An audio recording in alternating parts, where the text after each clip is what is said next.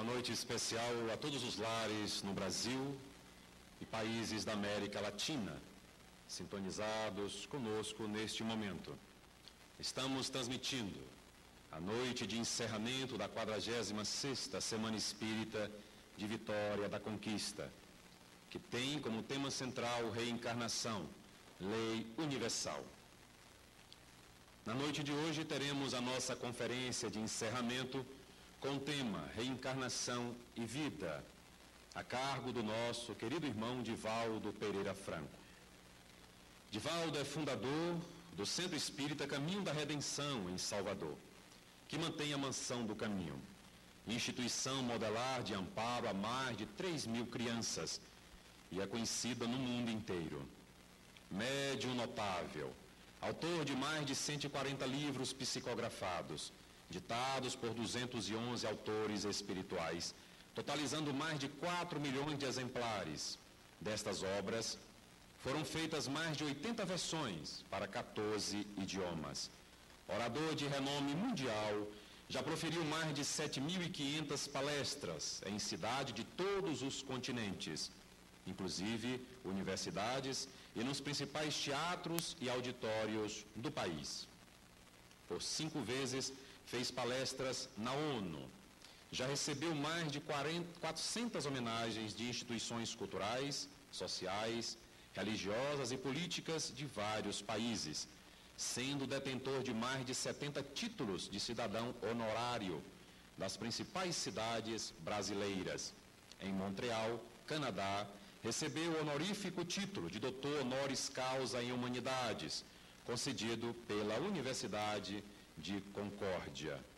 Nesse momento, nós convidamos o nosso querido irmão Divaldo Pereira Franco para a sua conferência de encerramento da 46ª Semana Espírita de Vitória da Conquista, Reencarnação e Vida.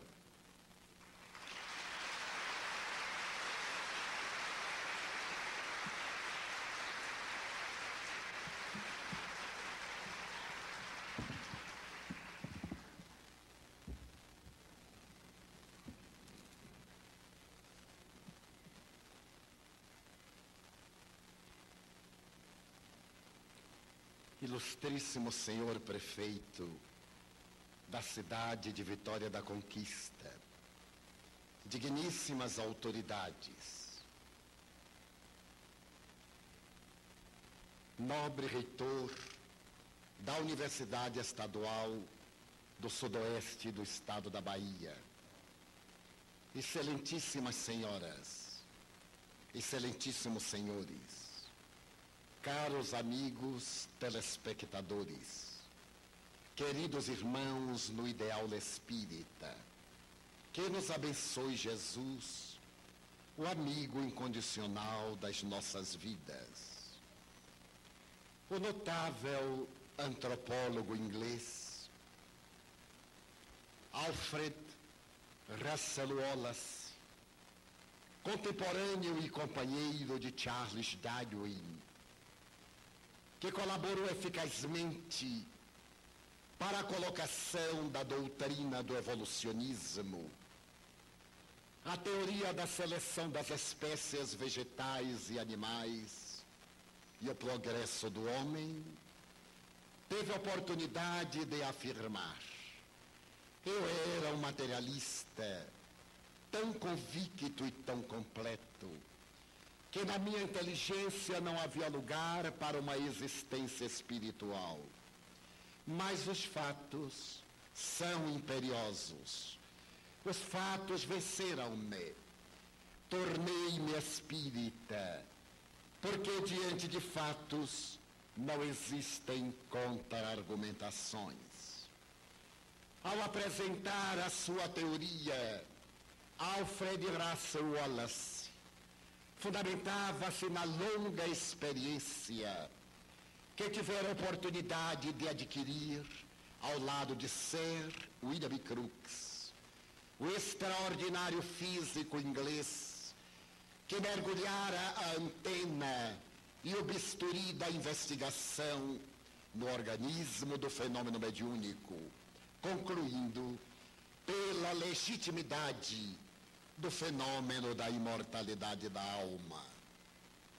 Na mesma época, Cromwell Varley, considerado o engenheiro que colocou os cabos transoceânicos da telegrafia e da telefonia internacional, teve ensejo de anunciar por sua vez: posso afirmar que aqueles que combatem o espiritismo não se deram ao trabalho de estudá-lo.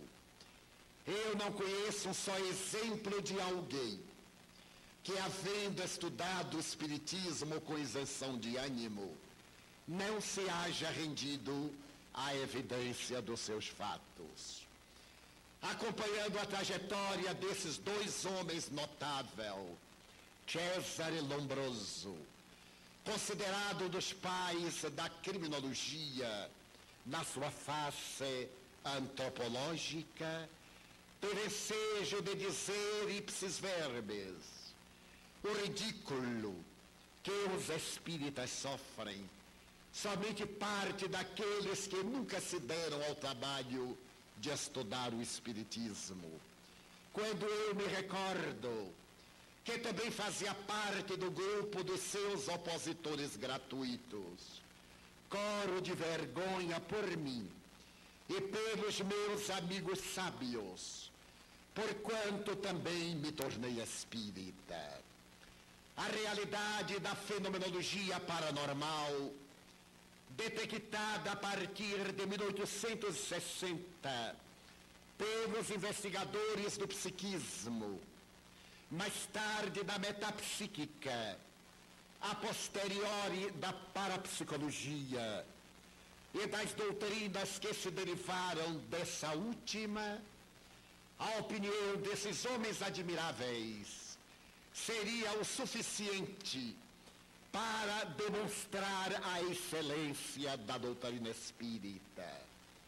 Foi, no entanto, Allan Kardec, o ínclito codificador, que, fazendo uma análise da paisagem fenomênica da imortalidade da alma, asseverou que esses fenômenos são de todas as épocas da história e do pensamento universais, mas que a partir daquela oportunidade, ele, fazendo uma análise profunda desta ciência de observação, propunha um nome novo, através do qual fosse possível definir a nova ordem de ideias, e apresentou o neologismo espiritismo, que definiu como sendo a ciência que estuda a origem, a natureza, o destino dos espíritos e as relações que existem entre o mundo corporal e o mundo espiritual. É uma ciência de observação, porque o material de que se utiliza é totalmente diverso do material convencional e acadêmico. E enquanto as doutrinas ancestrais, que fazem parte do currículo acadêmico, estudam a realidade de fenômenos que podem ser repetidos ao paladar dos investigadores, a ciência espírita trabalha com a personalidade do ser desvestido da matéria, a sua individualidade indestrutível, exigindo, portanto, um caráter de observação, apoiando-se na demonstração das doutrinas de laboratório. E ao apresentar a nova proposta, Allan Kardec fez questão de asseverar que o espiritismo não se detinha na sua feição de ciência exclusiva, porquanto mantinha os seus alicerces nas doutrinas que faziam parte da historiografia da humanidade. A crença em Deus, a crença na imortalidade da alma, a crença na comunicabilidade dos espíritos, a crença na reencarnação, a crença na pluralidade dos mundos habitados. Mas como corolário dessas asseverações, restaurava na sua beleza primitiva e na sua pulcridade original o Evangelho de Jesus, conforme o viveram ele e os seus primeiros apóstolos. A proposta de Allan Kardec vem chegar ao conhecimento humano exatamente na hora em que a ciência estava equipada de instrumentos para poder confirmar esses postulados. E o Dr. Cressy Morrison, antigo diretor do Museu de História Natural de Nova York, que através de uma obra memorável apresenta as razões pelas quais ele acredita em Deus, apelando para as modernas conquistas da astrofísica, da biologia molecular, da engenharia genética, e ao lado dessas doutrinas, da física quântica e nuclear, através de cuja metodologia, reduzindo a matéria à energia, parte para uma causalidade que foi definida por David Bohm como sendo a ordem implícita, da qual nasceria a ordem explícita universal, e uma das mais formosas linguagens do pensamento quântico.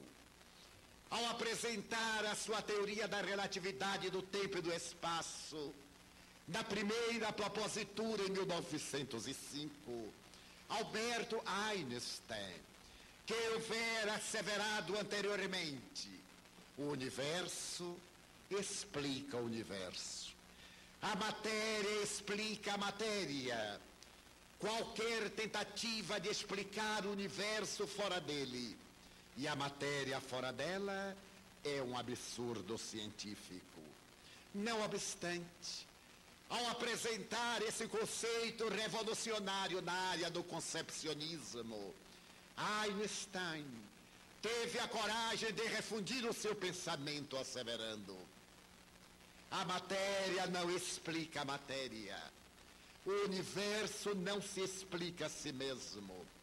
Posso asseverar que fora do universo existe um poder pensante e atuante que independe dele. Mas ao lado da proposta einsteiniana, aqueles pais da física quântica chegavam a conclusões equivalentes. E é fascinante notar que o conceito einsteiniano é uma repetição da tese da doutrina espírita. Quando Allan Kardec, na questão de número 1, interroga as entidades venerandas, que é Deus, e elas redarguem a inteligência suprema do universo e a causa primária de todas as coisas. Analisando-se a propositura de Einstein, verifiquemos que é absolutamente idêntica. Posso afirmar que fora do universo existe um poder pensante, a inteligência suprema, e o poder atuante, a causa primeira de todas as coisas. Quando a doutrina espírita assevera a realidade da imortalidade da alma, Fritjof Capra, apresentando a sua obra de física quântica popular, o tal da física, ou ponto de mutação, tem a coragem de afirmar que toda a experiência científica de quase 6.500 anos vem colimar a realidade das observações místicas daqueles homens e mulheres que penetraram na causalidade absoluta e demonstraram a imortalidade da alma. Se compulsarmos, por exemplo, o Bhagavad Gita, teremos a oportunidade de escutar a palavra de Krishna, abordando com seu discípulo Arjuna a necessidade desse processo de evolução e de comunicabilidade do ser espiritual, através de cujo comportamento o ser atinge a sua plenitude. A imortalidade da alma defendida pela ciência espírita está no bojo de todas as doutrinas espiritualistas. Mas a sua terceira proposição, a respeito da comunicação dos espíritos, iremos constatar nas memoráveis experiências no passado de Charles Richet e no presente da doutora Elisabeth Kübler-Ross, a extraordinária psiquiatra suíça, naturalizada americana, que apresentou a doutrina da tanatologia para estudar a realidade do fenômeno do decesso da criatura humana ao túmulo que devora a forma, e examinando como cada qual se comporta durante o fenômeno da morte, Elisabeth Kübler-Ross conseguiu constatar no seu laboratório a legitimidade da sobrevivência do espírito, sem nenhuma conotação de filosofia religiosa ou qualquer compromisso com doutrina espiritualista. Ela tem a oportunidade de dizer que é uma cientista, que trabalha com dados, que realiza afirmações resultados das experiências. E a quinta proposição da doutrina espírita, a pluralidade dos mundos habitados, se recorrermos, por exemplo, a Carl Sagan, considerado o maior astrofísico deste século. No seu admirável Cosmos, ele apresenta a tese da pluralidade dos mundos habitados em uma análise de matemática dentro da lei das probabilidades. Estamos em uma galáxia de 200 bilhões de sóis. E é óbvio que esses sóis estão assessorados por planetas, por satélites e por cometas, porque o privilégio da Terra possuir os fatores predisponentes e preponderantes para a manifestação da vida. Desde que o universo é o resultado do Big Bang, de há 15 bilhões de anos, aqueles elementos de energia condensada que ali se encontravam e que ainda estão em expansão nesse denominado universo relativo de Einstein, apresenta manifestações equivalentes não apenas em nossa galáxia, senão nas 100 galáxias, nos 100 milhões de galáxias prováveis que constituem a nossa casa universal. No entanto, é o quarto postulado kardeciano, a crença na reencarnação, que nos interessa enfocar nesta oportunidade, deixando à margem as investigações científicas a que nos referimos em a noite de hoje, para examinarmos a reencarnação, vida, lei natural do processo da evolução. O parapsicólogo indiano Ramendranath Banerjee teve a ocasião de asseverar que toda vez quando falamos a respeito de reencarnação, as pessoas que não estão familiarizadas com o tema têm uma reação que varia em 4 posturas filosóficas. A primeira delas é a das pessoas simplórias e ingênuas, que parte prise a priori, asseveram não acreditar na reencarnação. A segunda postura é das pessoas religiosas, particularmente do Ocidente, derivadas do cristianismo, que afirmam a reencarnação não se encontrar nas escrituras do Novo Testamento. A terceira postura é das pessoas que acreditam na reencarnação, hinduístas, budistas, taoístas, rosacrucianos, teosofistas, espiritistas, umbandistas, esoteristas. E a quarta postura é daqueles indivíduos que andam à caça dos fatos, e a quem Banerjee denomina os que têm uma formação cultural de natureza científica, que somente aceitam aquilo que a experiência de laboratório converte em fato que se pode repetir tantas vezes quantas o interesse do investigador. Faremos uma breve análise desses grupos apresentados por Banerjee. O primeiro deles constitui a grande massa que a prioristicamente nega tudo aquilo quanto desconhece. Diríamos que é uma atitude de comodidade intelectual, para não a definirmos como de preguiça mental. É muito natural a pessoa opor-se às ideias novas, acreditando ingenuamente que a sua negativa, assim como a sua oposição, tem o poder de anular a realidade do fato. Merece considerar que pessoas ainda existem, tão familiarizadas com essa atitude de negação, que tivemos uma experiência muito curiosa faz 30 anos, quando o homem aluniçou por primeira vez.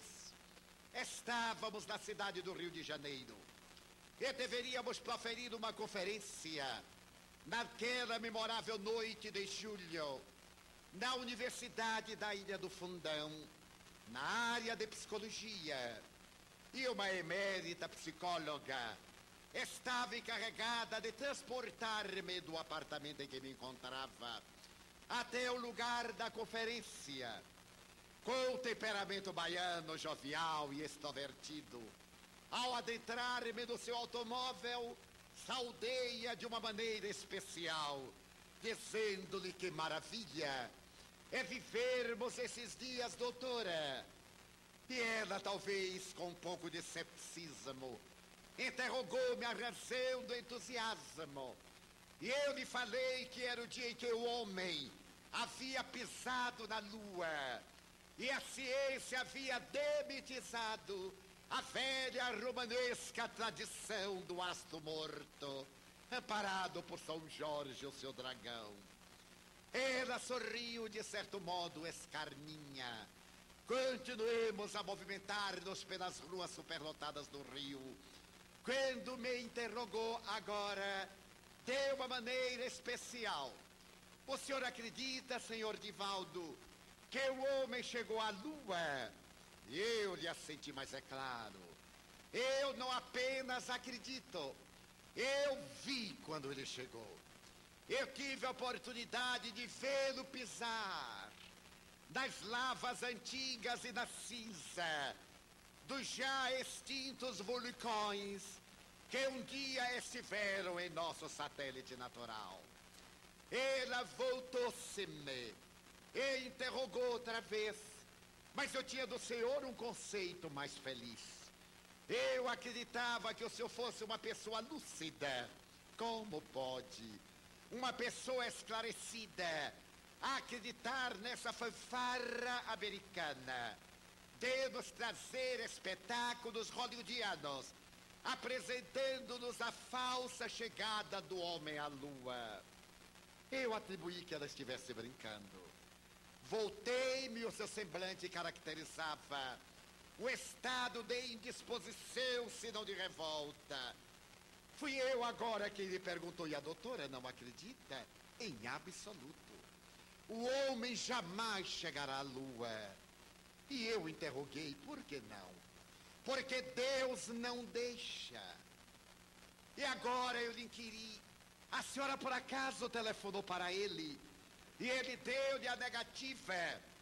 E ela saiu com uma evasiva lamentável. Está na Bíblia que o homem jamais chegará à Lua.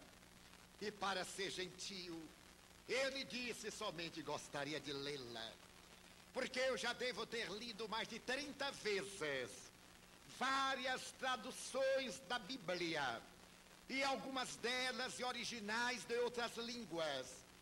E, infelizmente, jamais constatei qualquer referência a esse respeito. Mas o senhor está duvidando de mim? Não, senhora. eu não estou acreditando na sua informação. Porque duvidar é dar-lhe uma chance. E eu não lhe dou chance alguma, mesmo porque a Bíblia jamais poderia fazer uma abordagem de tal natureza, doutora. E se eu disser ao senhor que eu não acredito, não muda em absoluto o fato. Há pessoas que ainda não acreditam em micróbios. Há pessoas que ainda não acreditam na realidade existencial. E não obstante, a vida continua.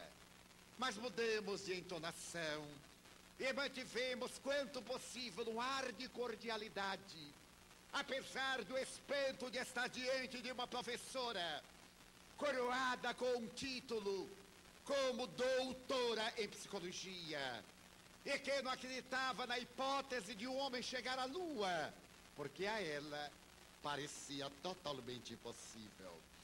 Assim também aqueles que jamais se deram ao trabalho de ler a reencarnação e que dizem a prioristicamente, eu não creio. E isso basta-lhes para destruir o argumento da reencarnação. O segundo grupo é daqueles que afirmam, a minha religião, eu pertenço ao cristianismo desta ou daquela denominação. E na igreja onde eu milito, não há espaço para reencarnação. Assim como no evangelho que eu compulso, está exarada a palavra reencarnação. E é óbvio que ela não poderia estar exarada no evangelho, porque Jesus falava o dialeto arameu, que é uma consequência do dialeto samareu, que é uma corruptela do Yiddish mais antigo. Os dialetos são expressões verbais sem uma organização gramatical. O seu sentido de natureza prosódica é que estabelece as breves diferenciações de conteúdo. Era e é um dialeto muito pobre, como todos e quaisquer dialetos.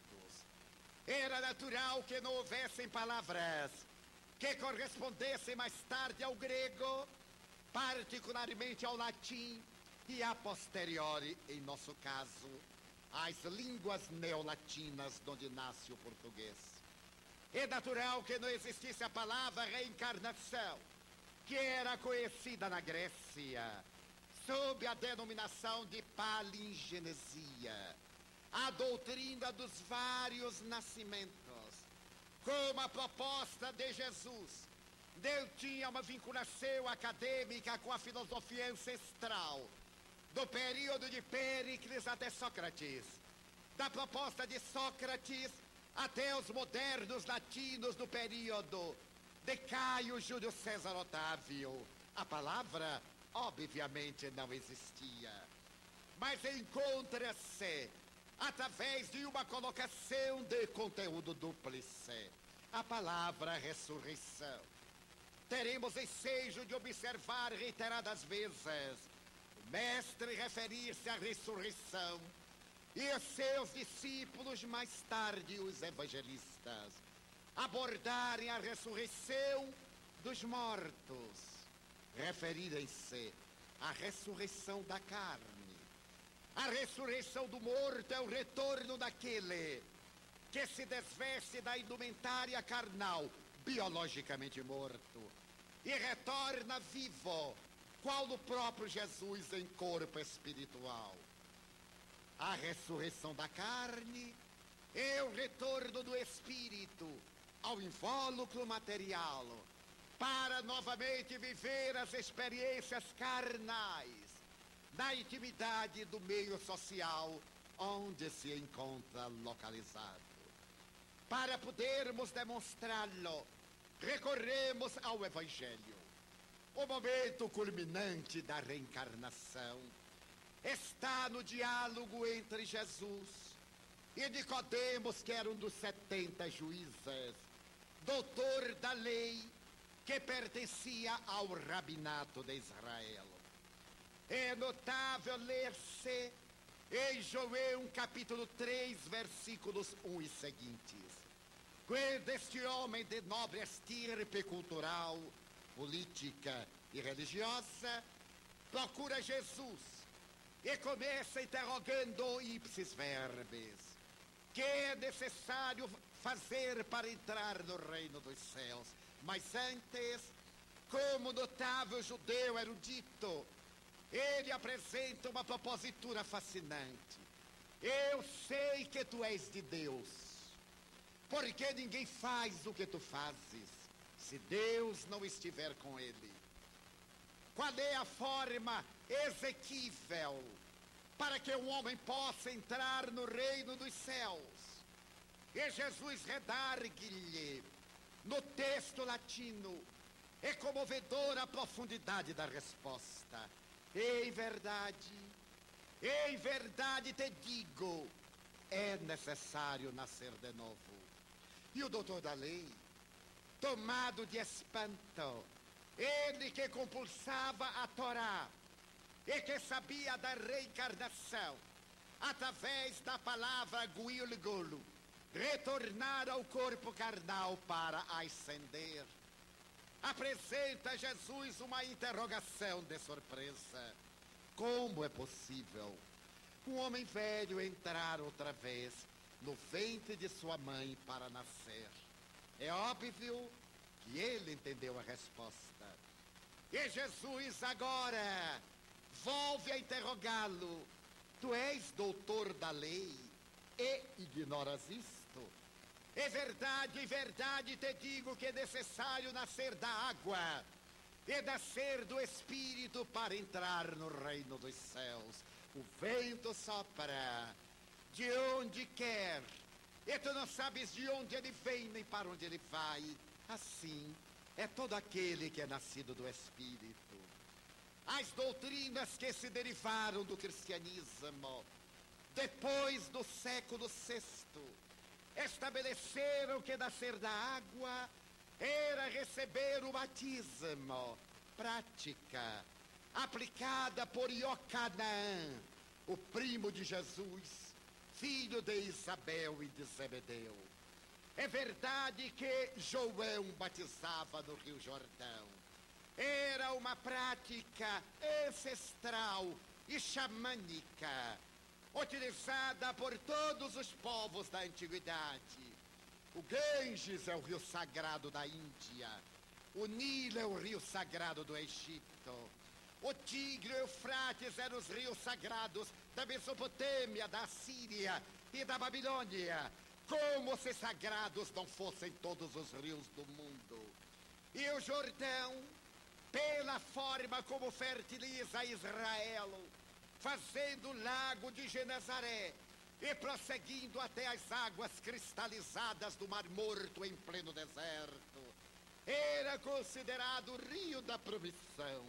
E ali em Bet-Abara, a casa da passagem, o lugar onde havia uma val, através da qual as caravanas demandavam a Síria, a Transjordânia e as regiões mais avançadas, aparece João convidando os indivíduos ao arrependimento. E a sua pregação estava na seguinte colocação: arrependei-vos, porque são chegados os terríveis dias do Senhor. Purificai-vos, lavai as vossas imperfeições. Eu vos batizo com água, mas aquele que virá após mim batizará com fogo do Espírito Santo. Essas doutrinas referidas estabeleceram que nascer de novo é purificar-se do pecado original, o pecado simbólico do mito Adão e Eva da nossa cultura judaico-cristã. É óbvio que nenhuma pessoa que haja estudado o fenômeno antropossócio-psicológico da evolução possa conceber a mais remota possibilidade de único casal criado por Deus, do qual, em linguagem bíblica, se derivou toda a humanidade. Mas imaginemos essa remotíssima possibilidade mitológica. Por que deveríamos conservar o pecado original da desobediência de Eva, no qual está embutida a primeira expressão castradora contra a mulher, mostrando-a como ser inferior. Se por acaso recordarmos da Bíblia, está exarado que no primeiro dia Deus disse: faça-se a luz. E no terceiro dia ele criou os astros. Algo não está bem colocado. Não poderia haver luz se não houvessem os astros. É claro que a tese literal da Bíblia, obra que respeitamos, mas que exige uma releitura diante dos dados da ciência contemporânea, verificaremos que a sua apresentação não corresponde à realidade dos fatos. Como haver claridade sem a estrela, como haver a luminosidade sem o astro-rei, em nosso caso o Sol, e em todo o universo, as grandiosas constelações que ainda estão sendo fotografadas pelo telescópio Hubble, que nos apresenta a cada instante o nascimento de galáxias e o desaparecimento de outras devoradas nos buracos negros. Porém, imaginemos, em um salto de probabilidades remotas, que Deus haja criado o universo naqueles 6 dias, que seriam 6 eras geológicas. Não se trataria do universo, senão do sistema solar e particularmente da Terra. E no 6º dia, depois de haver criado tudo, Deus percebeu que faltava algo. Estamos diante de uma figuração antropomórfica da divindade. E não dessa causa absoluta que engendrou as leis matemáticas do universo, que não podem ser derrogadas, senão teremos o caos.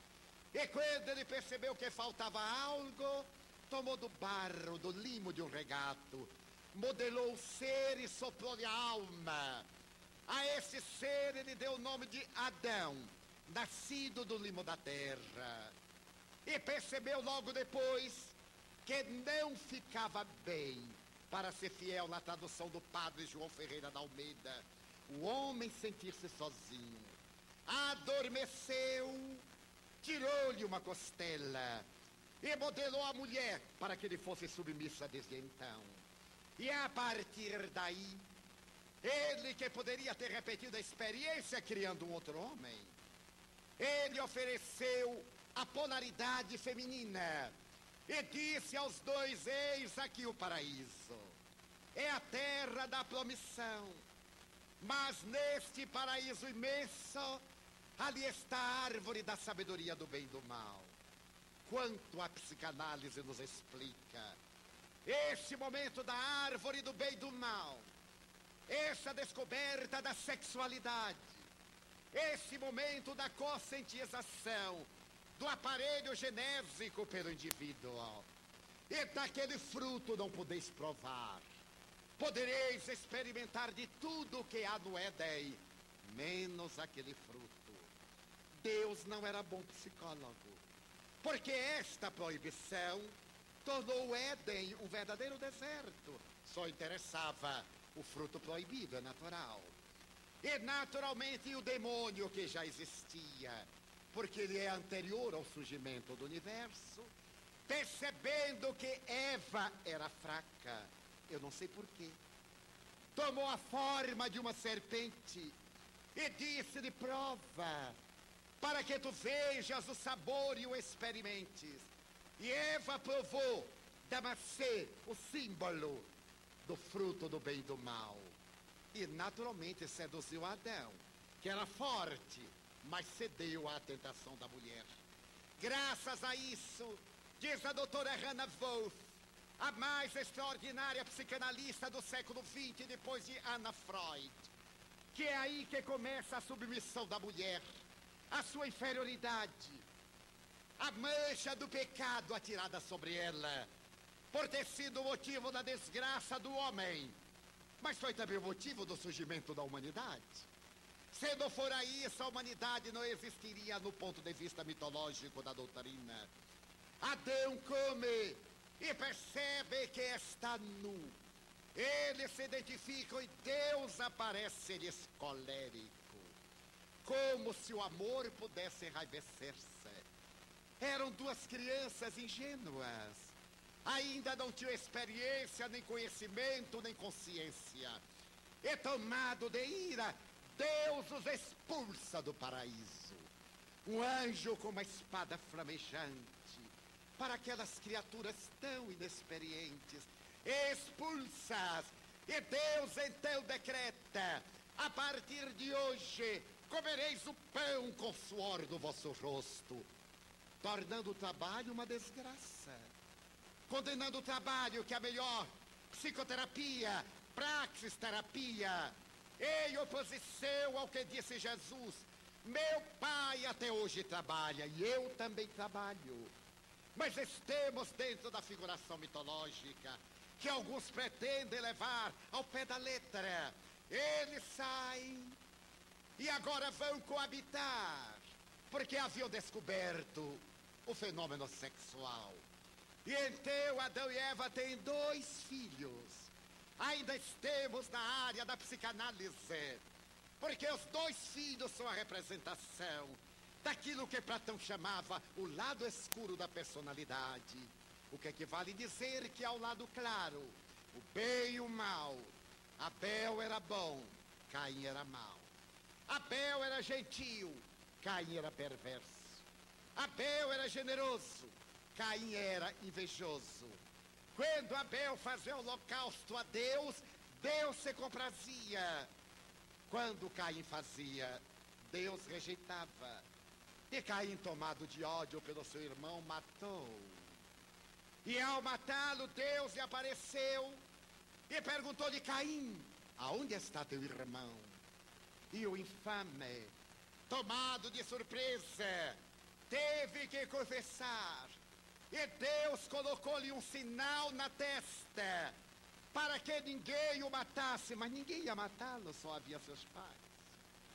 E Deus, revoltado, expulsou para as terras de Nod, onde ele se casou e teve muitos filhos. Com quem? Mas as pessoas dizem: nós não podemos duvidar da Bíblia. E por que não? Duvidar é a arte de crer. Em filosofia não há crença absoluta. A forma de duvidar é a probabilidade de aceitar. Mas aceitemos agora mais remotamente a possibilidade.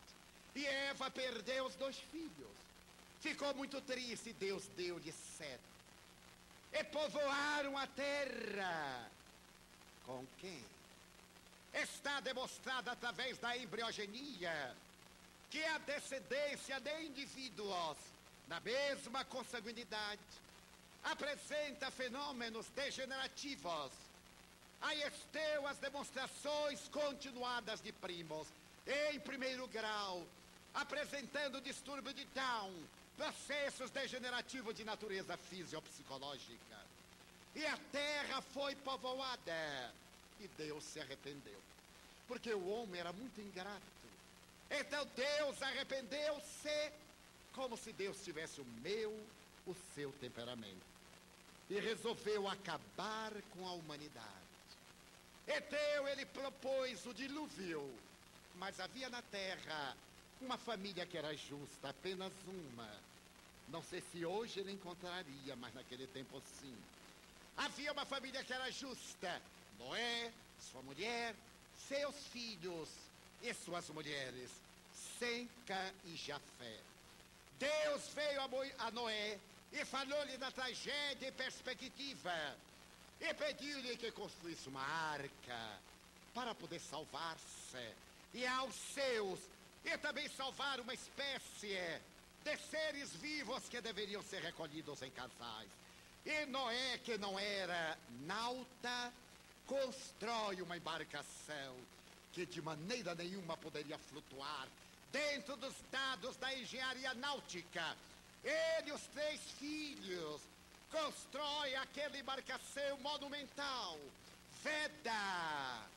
E Deus faz que um casal de todos os animais da terra partam para o Oriente e adentrem-se na arca. E Noé os arruma todos na arca e fecha a porta. E veio a chuva, 40 dias e 40 noites, e alaga a terra inteira. Absurdo também, que está demonstrado pela ciência que se encarrega dessa história. É óbvio que houve um dilúvio relativo. Foi exatamente na região do Oriente, quando o mar de Mármara se expandiu e abriu-se, ou no Bósforo, quando as grandes inundações alargaram os horizontes daquela região, comunicando-se com o mar. Mas a teoria diz que a terra foi alagada, e dentro da arca, calafetada, Noé, sua mulher, seus 3 filhos, suas esposas, e todos os animais viventes na terra, ali permaneceram por 40 dias e 40 noites, nesse ambiente pestífero. E ao fim do qual, ele soltou um corvo, soltou uma ave, soltou um pombo, que retornou trazendo um ramo de oliveira no bico. Então ele liberou todos os animais, que voltaram às suas regiões de origem. Ele e os filhos desceram e repovoaram a terra. 2 vezes, não. A primeira, dentro da teoria do absurdo, poderia dar-se, mas a repetição é ingênua. É óbvio que se trata de arquétipos, de mitos ancestrais, como nós temos no Brasil. A nossa tradição narra que se amava Peri, e certo dia Tupã resolveu derramar águas sobre a floresta amazônica e praticamente exterminar a vida. Mas aqueles 2 amantes tocaram o coração da divindade, e Deus ajudou-os. Eles encontraram uma carnaubeira que flutuou na caudal. Foi deixada a carnaubeira em terra fértil, e eles desceram das árvores, povoaram a imensa floresta amazônica. E essa tempestade seria a causa mitológica do rio Solimões. Essas teorias estão inscritas na história de todos os povos. O nascer da água é o reencarnar-se. Graças à eugenia, à embriogenia, à embriologia, sabemos que no momento quando o espermatozoide dispara na trompa de Falópio para fecundar o óvulo, trata-se de uma gotita d'água que vai penetrar noutra gelatinosa e que nidada se fecha. A partir desse momento, a célula ovo começa a subir na direção do útero no qual se acopla e passa a absorver líquido amniótico, enquanto a mitose celular divide-a até que forma um organismo adulto, que no nosso caso somos 70 trilhões de células, 68% de água, 32% de sais minerais, cálcio, ferro e outras substâncias derivadas da água. Nascer da água é passar pelo fenômeno da concepção.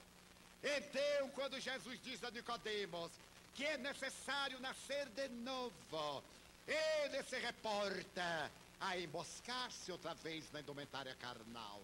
Mas se isso parece muito complexo numa interpretação teológica, vejamos mais adiante quando os discípulos perguntam-lhe: Senhor, não é necessário que antes de vir o Messias venha o Elias?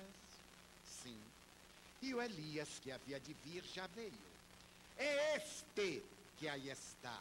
E entre parênteses, e eles entenderam que se tratava de João o Batista. Como? Poderia João Batista ser Elias? Se Elias estava morto fazia mais de 600 anos. Agora mudamos de diálogo. É Jesus quem pergunta aos discípulos: quem dizem os homens que é o Filho do Homem? E eles respondem: uns dizem que tu és o Batista, outros dizem que tu és Elias, outros a mais, que tu és Jeremias ou um dos profetas que voltou. E como ele não era nenhum desses, ele pergunta: e tu, Simão, quem dizes que eu sou?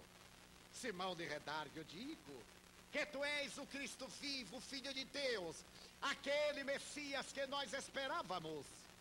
E ele encerra o diálogo: Simão, não foi a carne nem o sangue que te revelaram, foi o Pai que está dos céus quem tu revelou. Isto é, não era resultado de uma elucubração intelectual, não eram sinapses cerebrais, não era resultado da movimentação neuronal, foi uma inspiração para identificar em Jesus o Messias. É claro que aí está demonstrada a reencarnação, para que ele fosse um daqueles que estava morto. Evidentemente seria um fenômeno reencarnatório. Mas vejamos mais um momento. Quando eles se acercam de um nado cego, um homem que nascera cego, e os discípulos perguntam-lhe: Senhor, quem pecou para que ele nascesse cego? Mas claro, é impossível. Se o homem nasceu cego, o interrogante ainda vai além.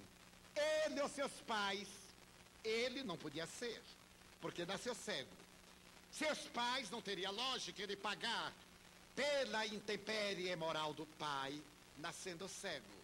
E Jesus redargue: nem ele, nem seus pais. Ele aí está para que se cumpra a vontade de Deus. E diz o Evangelho que ele, cuspindo do chão, fez com saliva, barro, lama, passou dos olhos do nado cego e disse-lhe: vai te lavar ali no tanque de Siloé. O esperado, e o homem recobrou a visão. É claro, ele não tinha karma. Ele ali estava numa atitude natural de oferenda, para que o mestre o liberasse de uma injunção que não tinha o caráter nem punitivo nem reparador. O Evangelho, e não nos alongaremos por motivos óbvios de tempo, é um repositório de reencarnação. Mas como está na moda o fim dos tempos, o fim do mundo, que já adiou tanto de época que quando acabar a gente nem vai dar importância. Em Marcos 10, 30, Jesus, depois de dizer os sinais do fim do mundo moral negativo, ele assevera: e não passará esta geração sem que tudo aquilo que eu disse se cumpra até a última iota. A que geração ele se reportava? A geração física. Já passaram mais de 50. Porque se dermos uma idade medial de 40 anos para cada geração, em 2000 anos já se foram quase 50 ou mais. Ele reportava-se a geração de espíritos, aqueles espíritos seus contemporâneos. Aquela geração ainda permanece reencarnando-se na terra, aguardando o seu advento, a consumação das suas palavras. Então aqueles que falam que não está no Evangelho não conhecem o Evangelho. E quando dizem que a doutrina cristã não é reencarnacionista, por Deus, é somente procurar um pouco da filosofia. E na filosofia escolher a chamada patrística, aquele período dos pais da igreja, quando, por exemplo, Santo Agostinho, bispo da África, nas suas confissões interroga: será que eu já vivi no ventre de uma outra mulher antes de ser o que eu sou? Orígenes, que escreveu para a posteridade a doutrina dos princípios, reencarnacionista. Tertuliano, que nos deu a apologética, reencarnacionista. Ambrósio Próclus, Jâmblico, Santo Nazianzeno, e toda uma equipe de homens notáveis que constituíram a escola neoplatônica de Alexandria, criada por Amônio Sacas, por volta de 180 ou de 193, como querem alguns autores. A escola neoplatônica de Alexandria restaurou a tese platônica numa ponte com o cristianismo. Trouxe a reencarnação, adotada por Platão quando interroga: viver não é recordar? Nós saímos do mundo das ideias. E Sócrates, quando propôs a educação maiêutica, ele asseverava que educar, educere, é arrancar de dentro, é trazer o conhecimento que jaz em germe, que nós trouxemos de eidos, o mundo das ideias, e está inerente em nós.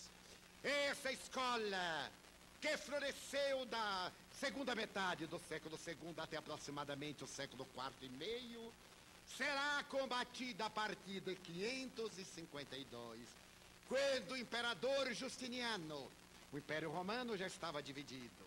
O do Oriente, que tinha por capital Bizâncio ou Constantinopla, e do Ocidente, que tinha por capital Roma, desde 389. Ele convoca o segundo concílio ecumênico, o quinto de Constantinopla. E quando ali estão os seus convidados, concílio não reconhecido pela sede de Roma, segundo a história do papado, ele apresenta a primeira tese, que é uma tese contra as doutrinas de Orígenes. Quais eram essas doutrinas? A reencarnação, o retorno à Terra tantas vezes quantas necessárias para a evolução. E o concílio considera a reencarnação uma doutrina herética. E por que o fez Justiniano? Em uma obra notável, publicada recentemente nos Estados Unidos e traduzida ao português, com o nome de Teodora, a rainha do Oriente. Nós vamos descobrir a razão embutida no conflito de Justiniano. Ele se consorciou com uma mulher de vida jovial e alegre, uma dama da noite. Teodora era uma mulher de caráter rígido. Quando se tornou imperatriz, ela começou a modificar os negócios de Estado, de interferir na religião e de criar problemas com Roma. Mas, quando se fez célebre após o bordel, as suas amigas começaram a dizer que a profissão a que se dedicavam era rendosa, pois que do bordel saiu a imperatriz do Oriente. E conta o historiador que Teodora, tomada de revolta, mandou matá-las a todas, a 500 meretrizes de Constantinopla. E o povo, numa reação natural, começou a vaticinar que ela se iria reencarnar para resgatar o crime. E quando morreu em 548, ela pediu ao amante marido que, na primeira oportunidade, tornasse a reencarnação heresia, porque ela não desejava voltar para pagar. Ela queria o reino dos céus, como tivera o império da terra. E conta a história que o imperador entrou no transtorno psicótico maníaco-depressivo. Nunca mais saiu do palácio. 4 anos após, convocou o concílio ecumênico. E ao apresentar a tese contra Orígenes, a reencarnação foi considerada uma doutrina marginal, uma heresia. E os reencarnacionistas começaram a ser perseguidos, sendo que os últimos, os cátaros e os albigenses, foram totalmente destruídos na Espanha e na França até a segunda metade do século XIX. Apesar disso, a reencarnação sobreviveu.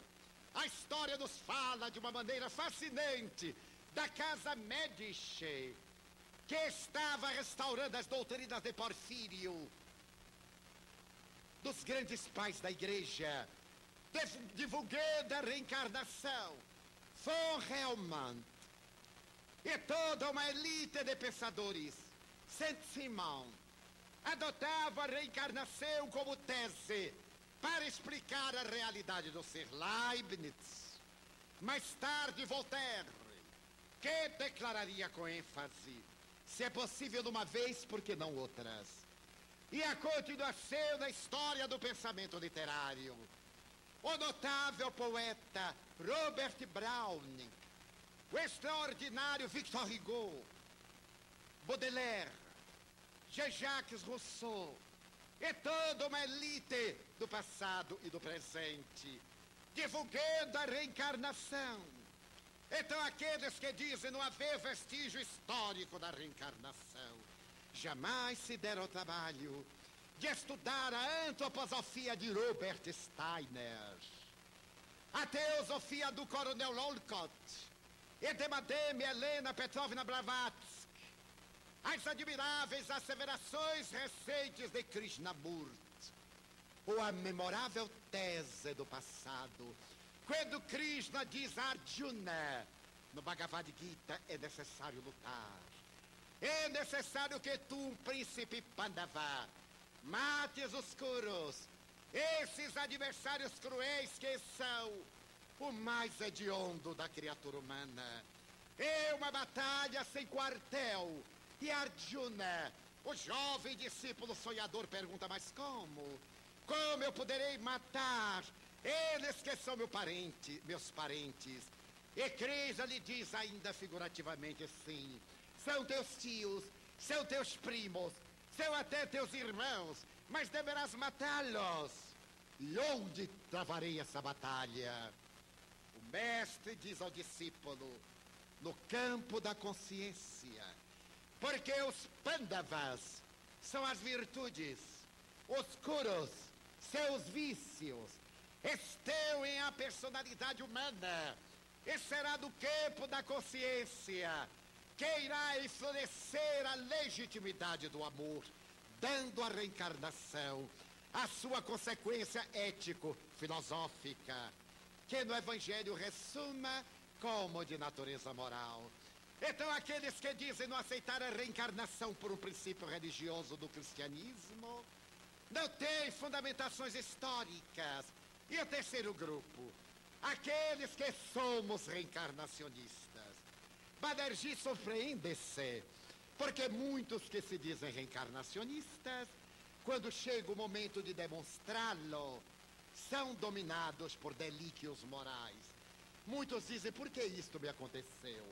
Por que eu sofro? Por que a fortuna não faz parte com a sua cornucópia da minha felicidade? Em realidade, eles não creem na reencarnação, pois que, se acreditassem, saberiam que este é o momento de colheita, de efeitos. A causa é próxima, ou é ancestral, é imediata ou é imediata.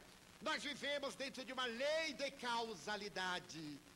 E, naturalmente, todo efeito inteligente provém de uma causa inteligente. Mas aqueles que fazem investigação, e a que nos reportamos em a noite de ontem com detalhes, merecem pelo menos algumas breves citações. Quais as experiências notáveis de dois psiquiatras canadenses que tivemos a alegria de conhecer em Montreal, realizando experiência na Universidade McGill, os doutores Joel Wheaton e Joe Fisher, que foram examinar a psicogênese das enfermidades mentais, mergulhando a sonda da investigação no abismo do inconsciente profundo dos seus pacientes, e ali encontrando as causas geradoras de transtorno psicótico profundo, de esquizofrenia, de autismo e outros de degenerescência mais grave, como problemas de Parkinson e outros ainda mais cruéis. Os doutores Joel Wheaton e Joe Fisher publicaram um livro monumental que se chama Vida entre Vidas e apresentam uma tese espírita que nunca leram, quando detectam o mundo espiritual, que eles chamam Bardo, em homenagem ao livro tibetano dos mortos, que em tibetano é o Bardo Todolo.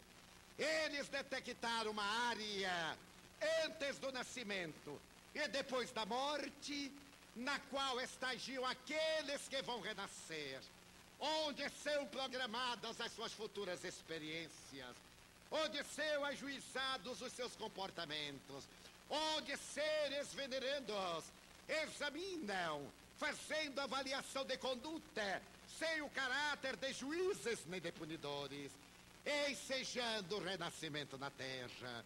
E eu me lembro de experiências fascinantes por homens notáveis da Universidade de Genebra, tais aquelas que foram realizadas com a pequena menina Ellen Smith. Ellen Smith, aos 2 anos de idade, nascida no cantão de Genebra, de língua francesa. Certo dia, ante qualquer atrito com a genitora, ela foi a um estado de estupor e começou a falar uma coisa estranha. A mãe não podia entender o que falava a filha. E porque aquele transtorno prosseguisse, foi levada ao médico da universidade, que a examinou e constatou um estado alterado de consciência. Receitou-lhe um calmante, mas a menina não voltou ao normal. 1 mês mais ou menos depois, estando a senhora na feira livre, e a menina falando-lhe de forma enigmática, parou um homem e começou a dialogar com a menina. A senhora, surpresa, olhou e perguntou-lhe: está brincando com minha filha ou o senhor está entendendo-a? Ó, senhora, eu estou surpreso de encontrar aqui em Geneva uma criança falando chinês tão perfeito quanto esta pequenina, que me parece ocidental. E a mãe, surpresa, lhe pergunta: mas como? Como sabe o senhor que ela está falando chinês? Minha senhora, é óbvio. Eu sou chinês. E estou admirado que ela fala um dialeto em desuso. E o que é que ela está lhe falando?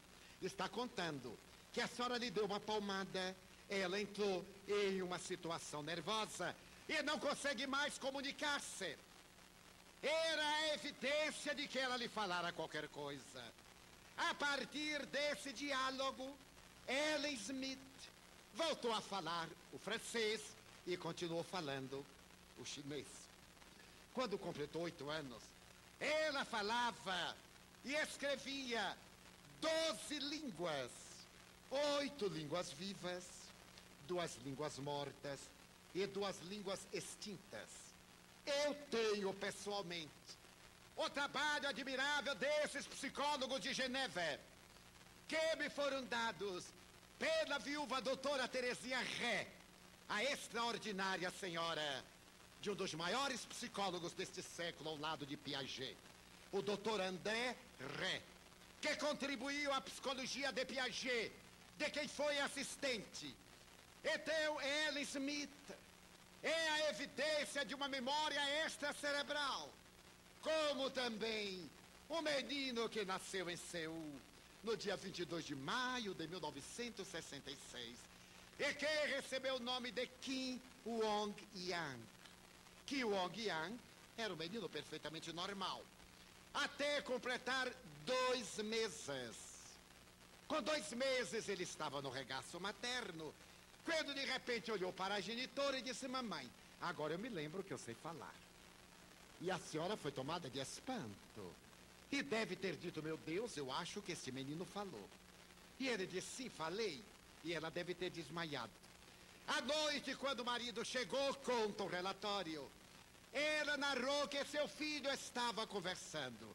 E o marido, como todo homem que acredita em tudo que a mulher fala, olhou para ela, sorriu e disse: pois não, só que amanhã eu a levarei a um psiquiatra para uma avaliação. Foi ao alcova, e quando ela chegou, a criança agitava as perninhas, e ele disse que a mamãe não anda bem. Imagine que ela acaba de me dizer que você conversou com ela e isso é impossível, não é, meu filho? É não, papai, conversei mesmo. Foi a hora do pai desmaiar, que ele também era humano. A partir daí começaram os diálogos memoráveis de Kim Wong-yang. Aos 4 meses de idade, ele disse: mamãe, agora eu me lembro que eu sei escrever. E ela lhe deu um caderno e ele escreveu um poema que, traduzido ao português em versos brancos, diz mais ou menos assim: quando cai a tarde e o céu de Seul se doura Eu vejo passarem nuvens brancas, que acredito serem remendos de pano novo nas calças rasgadas dos anjos. Quando ele completou 6 meses, ele começou a andar. Aos 9 meses, a família publicou seu primeiro livro de poesia. Com 1 ano de idade, ele deu uma entrevista a periodistas credenciados em Seul. E daquele ping-pong jornalístico, depois de 1 hora, a mãe disse: damas e cavalheiros, por favor, meu filho está cansado. Não é, meu bem? Mamãe, eu estou adorando esta gente me fazendo pergunta de criança. Com 6 anos de idade, ele foi matriculado na Universidade de Seul, como recentemente também numa universidade americana com 8 anos. E para ir à escola, fazia-se acompanhar de um empregado que lhe carregava os livros, porque ele não tinha forças. Com 8 anos, ele recebeu o título de doutor honoris causa em matemática espacial e cálculo diferencial. Com 12 anos, em física quântica. E agora que ele está com 33 anos de idade, ele tem 6 títulos de doutor honoris causa e é citado no admirável livro dos recordes. Quando ele se apresentava à televisão internacional, ele perguntava: mas como é que você sabe uma coisa que nunca estudou? Ele dizia: eu não sabia que sabia, até agora que eu descubro que sei, então eu fiquei sabendo. É o que Banerjee chama a memória extracerebral, a memória das reencarnações transatas. Mas a reencarnação exalta-se como vida, quando ela nos dá diretrizes ético-morais, quando nos conscientiza que nós somos aquilo que fizemos e seremos aquilo que fizermos. A reencarnação não advoga a tese da resignação, nesse sentido parasitário. Já que eu nasci para sofrer, de maneira nenhuma. Ninguém nasceu para sofrer. Nascemos para ser felizes. A nossa meta é a plenitude. O nosso destino é a felicidade. Essa é a fatalidade. A alcançar é o nosso livre-arbítrio. Estamos na Terra para reparar equívocos como alunos numa escola, repetindo experiências para fixar conhecimentos. A reencarnação nos dá uma filosofia de comportamento ético, baseada no Evangelho de Jesus. Não fazer a outrem aquilo que não desejar que outrem lhe faça. É a exposição eloquente do amor, abrir os braços ao amor, para construir uma sociedade justa, para erguer um homem psicossocial digno, para que o futuro seja menos áspero do que o nosso presente. Estamos em um planeta em processo de desenvolvimento intelecto-moral. A reencarnação promove-nos etapa a etapa, e enseja-nos o descobrimento do eu profundo, fazendo que mergulhemos na realidade do nosso self, para sabermos quem somos, de onde viemos, para onde vamos. Há uma página comovedora, considero-a, das narrativas do irmão X, pelas venerandas mãos de Francisco Cândido Xavier, e que narrarei ao sabor da própria emotividade. Naqueles dias, quando o sol dourava os cabeçotes do irmão, e os ventos brendos adentravam-se pelo vale na direção de Jerusalém, em uma tarde do mês de Nissan, setembro, outubro, em Israel, um homem belo estava sentado na escadaria do templo de Salomão. Ele apresentava os sinais de cansaço, as marcas da longa viagem. Passa diante dele uma bela mulher, vestida à Babilônia, a cabeleira desnatrada caindo-lhe sobre os ombros ajaezadas de gemas, o olhar percussiente e o corpo sensual. E vendo aquele homem, sente um estranho magnetismo que dele se irradia. Acerca-se-lhe e despudorada lhe fala: Senhor, eu sei que tu és um estrangeiro. Os teus cabelos longos e a tua barba dizem-me que és nazareno.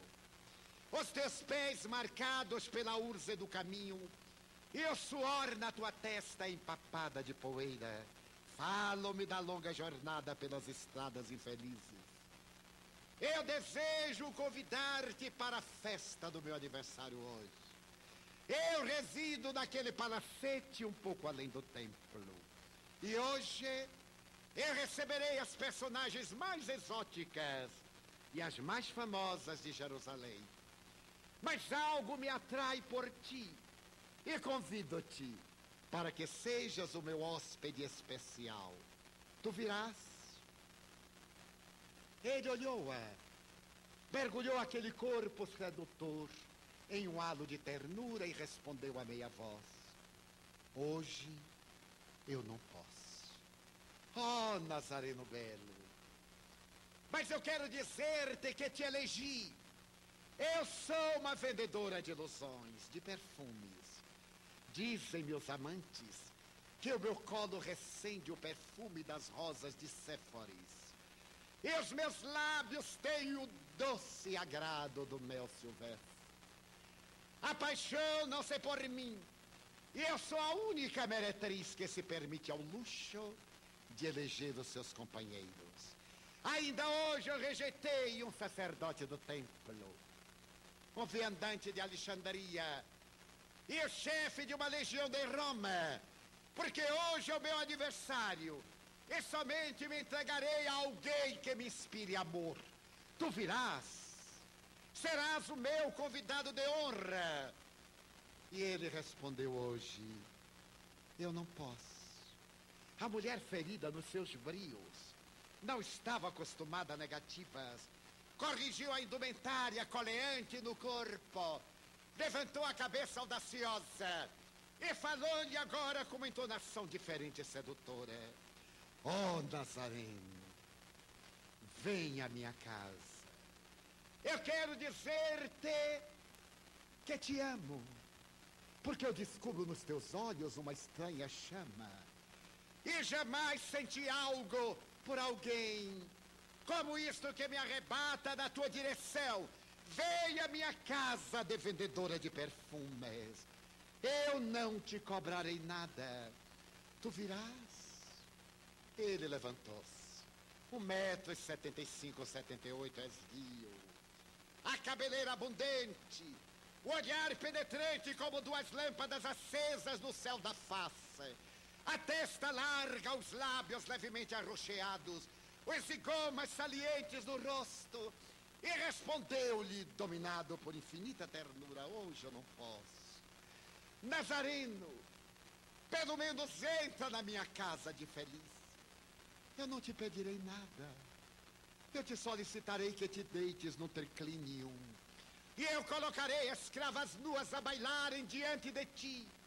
Ou te trarei uma salva de prata com perfume, para lavar-te os pés e enxugá-los com os meus cabelos. Vem. Eu nunca pedi nada a um homem. Tu virás? Não posso. Hoje eu não posso. Mas eu te atenderei ao chamado um dia. Um dia eu te atenderei. A mulher, dominada pela revolta, gritou-lhe: então não venhas nunca. Se não vieres hoje, não venhas mais.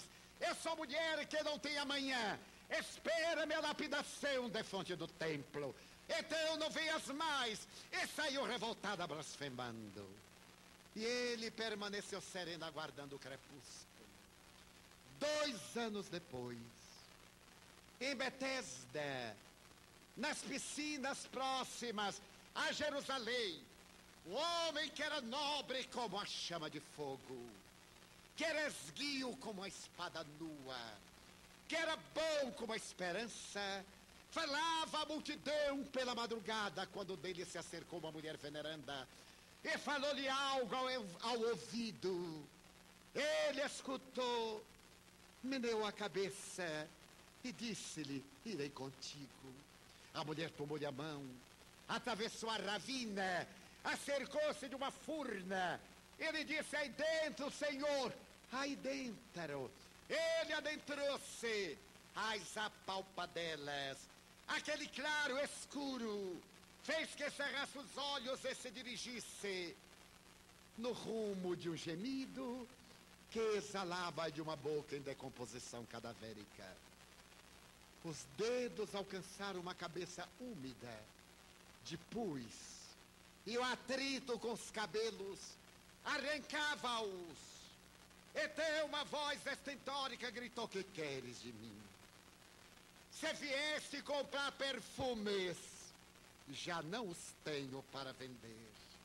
E se vieste por piedade, foge. Tenho lepra. Nunca te perdoarão os homens por teres vindo até mim. Foge. Deixa-me morrer. E ele, jovial, adio naquele diálogo inolvidável: não posso. Um dia tu me chamaste e eu te disse que te atenderia depois. Quando a mulher ouviu aquela voz, limpou os olhos em brasas purulentas, recuou na sua miséria e gritou: ó Nazareno! Ó Nazareno belo! Por que demoraste tanto? Eu te esperei por 2 anos. Coloquei na minha janela uma lâmpada acesa, para que ela clareasse o caminho por onde tu virias. E tu não chegaste nunca. A partir daquele dia, eu que não era feliz, mas era divertida, perdi a alegria de viver, porque a tua presença persegue-me. Eu tenho os teus olhos cravados no meu coração. Agradeço-te porque vieste. Agora foge. Deixa-me morrer.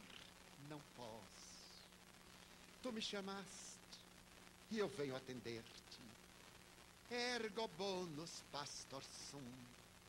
Eu sou o bom pastor. E aquele que confia em mim, mesmo morrendo, desperta para a vida. Ergueu-a nos braços magros e vigorosos, estreitou-a ao peito, saiu a claridade do dia. Aquela mulher transformada no monturo humano, envergonhada, tentou cobrir os lepromas da face. E ele gentilmente retirou-lhe a mão, olhando-a e contemplando aqueles olhos carcomidos pelo mal de Hansen. Lembrou-se do diálogo em Jerusalém. Ele disse: não estranhes, eu te amo. Eu vejo nos teus olhos uma estranha chama, e assim procedo porque te amo. Já que o teu corpo não serve para ninguém, dá-me a tua alma. A mulher exalou o último suspiro nos seus braços e ele saiu na direção da luz. 2000 anos depois, aqui está a sociedade, Jesus, na furna das paixões, carcomida pelas exulcerações morais que nos desgovernam a barca da vida física. Aqui estamos nós, aqueles que assumimos o compromisso de seguir-te e derivamos pela estrada dos tormentos e das insatisfações. Vem ter conosco, através da tua doutrina do Consolador. Ouvimos outra vez a tua voz, mas nos encontramos aturdidos sob o estigma de 1000 aflições que nos atormentam no carreiro das paixões. Vem ter conosco, Jesus, e toma das nossas mãos, guiando-as com segurança pela trilha da libertação. Necessitamos de ti. como nauta da bússola que o leva ao porto de segurança, como andarilho que se perdeu no bosque e usa a estrela indicativa do seu roteiro. Não nos deixes agora, quando te reencontremos, através da doutrina espírita, que nos descerra os painéis da imortalidade. Dize-nos outra vez: aqui estou, amados do meu coração, almas da terra. Eis o momento da nossa transformação interior. O verbo flamívono do Mestre chega até nós desde há 2 milênios, concitando-nos ao avanço, à plenitude, e temos optado a jornada no labirinto das paixões, despertar para Jesus. É o impositivo deste momento. Aqueles que supunheis consumidos pela morte, estamos de pé e voltemos ao convívio convosco para dizer-vos que somente a vida, a morte, a consumpção celular são fenômenos biológicos da transformação. A vida é tua, que saibamos direcionar os nossos sentidos e o nosso intelecto no rumo do bem, que não percamos a oportunidade. Este é o momento, filhos da alma, para que desperteis e sigais esta diretriz que vos convoca a uma mudança de comportamento. Segui, pois, o Mestre que vos espera, não amanhã, agora. É o santo momento de ajudar aqueles que fazemos parte da equipe espiritual do movimento de renovação da terra e dos homens, que participamos convosco das longas jornadas da busca do reino de Deus dentro de nós. Aqui estamos mais uma vez para dizer-vos: os espíritos espíritas conclamamos-vos a construção do homem e da mulher novos, ideais, vanguardeiros do mundo melhor. Ide e amai, ide e servi, ide e passai adiante, deixando sinais de luz na grande noite que precede a madrugada do porvir que já se avizinha. Que Deus vos abençoe, almas da terra. Que o Senhor Jesus vos guie. São os votos do servidor humílimo e paternal de sempre, Bezerra. Muita paz, meus filhos.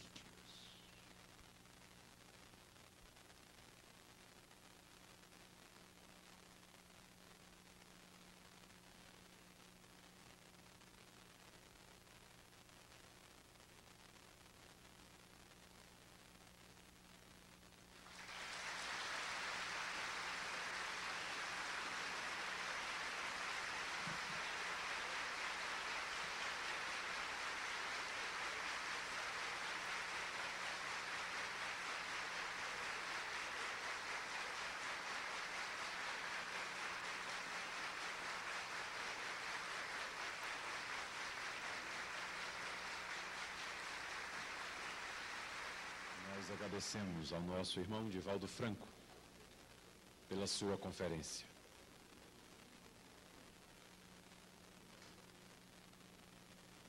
Agradecemos a Deus por esta oportunidade de luz e paz às nossas almas. Estamos nos derradeiros momentos desse encontro de espiritualidade, desse encontro onde os laços entre os dois mundos se tornam tão tênues que ficam imperceptíveis. É o momento da presença maior de Deus junto de nós.